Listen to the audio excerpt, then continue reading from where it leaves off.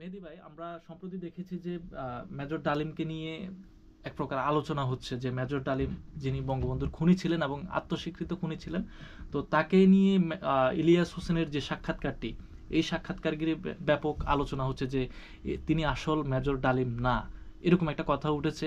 তো সর্বোপরি আপনার কি মনে হয় যে ইনি কি আসল মেজর ডালিম?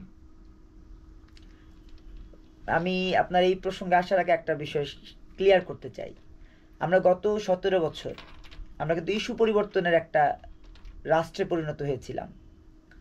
তো সেই 17 বছরে যেই অন্যায়, অপরাধ, দুর্নীতি, সামগ্রিকভাবে যে সংকট, সমস্যা, সব কিছু থেকে যখন উত্তরণ ঘটানোর রাস্তাটা তৈরি করার জন্য জুলাই আগস্ট যে আন্দোলনটা হলো, সেই আন্দোলনের মধ্য দিয়ে এই রাষ্ট্রীয় কাঠামো যখন অন্তর্বর্তীকালীন সরকার গঠন করলো, সেই অন্তর্বর্তীকালীন সরকারের সময়ে এইরকম ইস্যু পরিবর্তনের ধারা আমাকে খুব ব্যথিত করেছে, খুব ব্যথিত করেছে। দেখেন, একটার পর একটা ইস্যু পরিবর্তন হচ্ছে। প্রথমত আপনার হলো যে নির্বাচন সংস্কার কমিশন, তারপরে হলো যে আপনার সংবিধান সংস্কার কমিশন, তারপরে হলো যে আপনার প্রশাসন সংস্কার কমিশন, তারপরে এই কমিশনগুলো করতে করতে তারা ইস্যু 4টা 5টা ইস্যু চেঞ্জ করেছে। সচিবালয়ে অগ্নিকাণ্ডের ঘটনা, ইস্যু পরিবর্তন। গতকাল সচিবালয়ে প্রাইম এশিয়া ইউনিভার্সিটির শিক্ষার্থীদের উপরে হামলা হলো, এর মাধ্যমে একটা ইস্যু পরিবর্তন হয়েছে। খালেদা জিয়া দেশের বাইরে গেছে, সেখানেও একটা ইস্যু পরিবর্তন, গণমাধ্যম সেখানে তাকিয়েছে। এর মাঝখানে ইলিয়াস কি করলেন, যখন দেখলেন যে সরকার তো একটা বেকায়দায় যাচ্ছে, তাহলে এইখান থেকে সাধারণ মানুষকে সরাতে হবে, সাধারণ মানুষের মনোযোগ সরাতে হবে। সাধারণ মানুষের মনোযোগ সরানোর চিন্তা থেকে তিনি গ্রিন স্ক্রিনের সামনে একজন ব্যক্তিকে আনলেন, যে ব্যক্তিকে তিনি পরিচয় করিয়ে দিলেন যে তিনি হচ্ছেন মেজর ডালিম। এখন আমি মমিন মেহেদী, আমি একটা লাইভ করলাম, সেখানে আমি আমার জনপ্রিয়তাটাকে পুঁজি করে আমি একজন নন ফেস ব্যক্তিকে এনে বললাম যে তিনি হচ্ছে অমক। এটা তিনি বলতেই পারেন, তিনি পরিচয় করাতেই পারেন, যেহেতু তার সেই ক্যাপাবিলিটি আছে, তিনি তৈরি করেছেন। আপনি, আমি বা আমরা এত ইউটিউব ফেসবুকে চালাকি করে জনগণকে বোকা বানিয়ে সাবস্ক্রাইব বাড়াতে পারিনি, সেটা আমাদের ব্যর্থতা। আমরা আমাদের পেজ ভেরিফাইড করতে পারিনি, লক্ষ লক্ষ আমাদের ভিউয়ার বাড়াতে পারি, সেটা আমাদের ব্যর্থ। ইলিয়াস এখানে সফল, কিন্তু ইলিয়াসের এই সফলতার ভেতরে অনেক গন্ধ, অনেক অন্ধকার রয়েছে। এখানে কি আপনার বয়স নিয়ে ওনার বয়সের ভিতর পার্থক্য? সেখানেও পার্থক্য। আমি তো তার চেহারাটাই বোঝা যাচ্ছে যে তিনি মেজর ডালিম নন। পুরা স্ক্রিপ্ট দেয়া আছে, স্ক্রিপ্ট দেখে দেখে তিনি এই কথাগুলো বলেছেন, বোঝাই যাচ্ছে।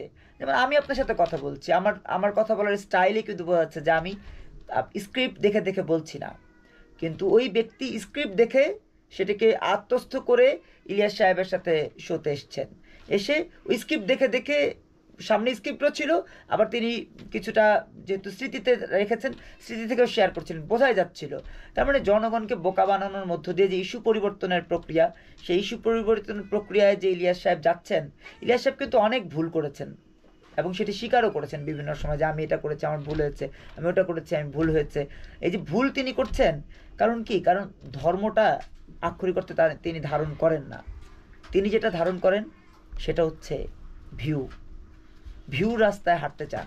আর ভিউ রাস্তায় যদি কেউ হাঁটতে চায়, তাহলে যে কোনো সময় যে কোনো ধরনের আপনার হলো যে এই টাইপের অন্যায় অপরাধের রাস্তায় তারা হাঁটবেন।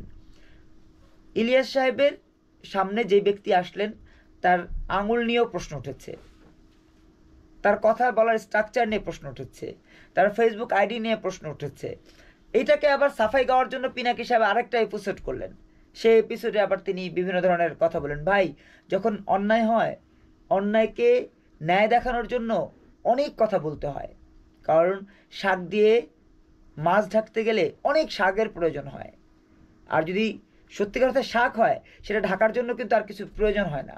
তো ইলিয়াস সাহেবেরা শাক ঢাকার চেষ্টা করছেন, পিনাকি সাহেবেরা শাক ঢাকার চেষ্টা করছেন, ইতিহাস বিকৃতির রাস্তায় হাঁটছেন। দেখেন, যদি সেটি না হতো, একের পর এক প্রায় 70টা গ্রুপে এই ডালিম, মেজর ডালিমের বক্তব্য এডিট করে সুন্দর করে আপনার কি বলে এটাকে, ফটোকার্ড করে ছাড়া হয়েছে। এক রাতে বক্তব্য দিলেন, দ্বিতীয় রাতে সেগুলো ভাইরাল হয়ে গেল। এক রাতের মধ্যে এই প্রক্রিয়াটা হতো না যদি না পরিকল্পিত হতো।